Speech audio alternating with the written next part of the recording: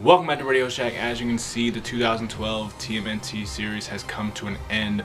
I've already done my goodbye video. It should be popping up in the card up here, you know, the exclamation point thing. You know what I mean. But I did hint at the idea of maybe doing a top 10 episodes of the series, and most of you would like to see that. And don't worry, I'm getting to it. It's going to take a lot of thought. It's going to take a lot to process.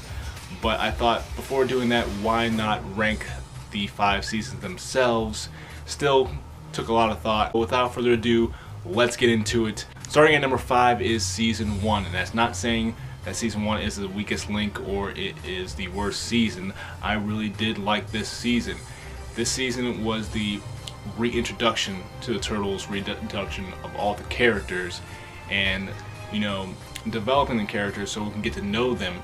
And I really like this season as we're introduced to the Turtles, Master Splinter, who I've gone on and say before this is my favorite version of Master Splinter, introduced to April O'Neil, to the villains of the series, Krang, and that first encounter with the Shredder is just it's just awesome.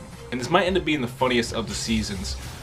I mean, that Leatherhead episode, that introduction to Leatherhead, and if you did not laugh anytime Leatherhead grabbed Donnie's face, I don't know what's wrong with you, man. What's going on? Going to number 4 is season 3. Season 3 was a very cool season. We're dealing with the aftermath of the season 2 finale of the Krang invasion, and we're introduced to the new voice of Leonardo, Seth Green, which threw me off just a little bit, but it did grow on me. And you know, we're up at April's old farm, which was really fun. Had one of my favorite episodes, the Ninja Quest episode. And during the season, we got introduced to the Mighty Mutanimals, which was a group of some of the other mutants we met throughout the seasons, and we teamed up with them to save the world from Krang. And not only that, we're introduced to Bebop and Rocksteady, which I thought was pretty good. And not only that, we're introduced to the Triceratons, who are one of my favorite villains of the Teenage Mutant Ninja Turtles. And that the finale itself of season 3 is just so action-packed. It's very heartfelt, really, but it's one of the great finales of this series. And yeah, season 3 was a lot of fun, very cool.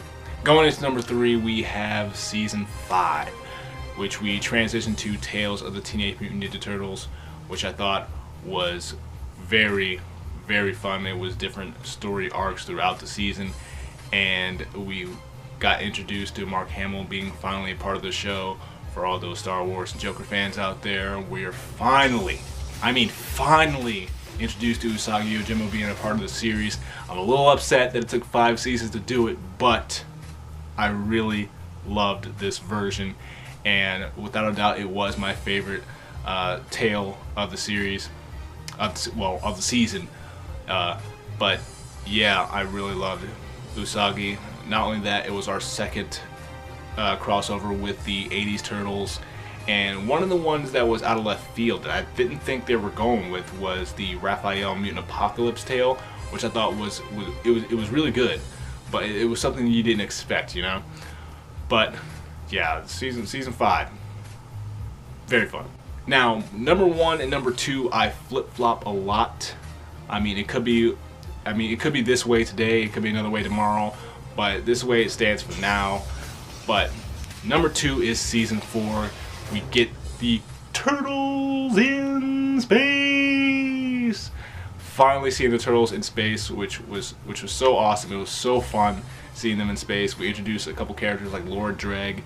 One of my favorite characters to come out of season 4 was Armagon. If you haven't been watching my recaps, I even have a little theme song for Armagon. Armagon, Armagon, the bounty hunter.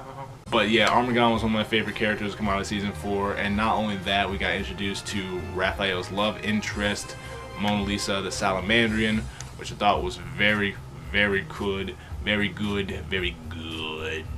But the back half of season 4 is where we get really, really good.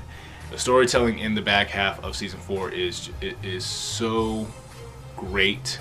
Some of the stuff we deal with in the back half of season 4 is like, wow, we're doing this on Nickelodeon. I mean, but it's still good. It's still good. I mean, look at the Power Inside Her episode. If you want to see something that is like, wow, that episode is really crazy. And not only that, the Requiem episode, that literally almost had me in tears. Don't judge me, but it did. And the finale for season 4 is another great finale. You know, dealing with the Super Shredder is just season 4 is so great with the storytelling.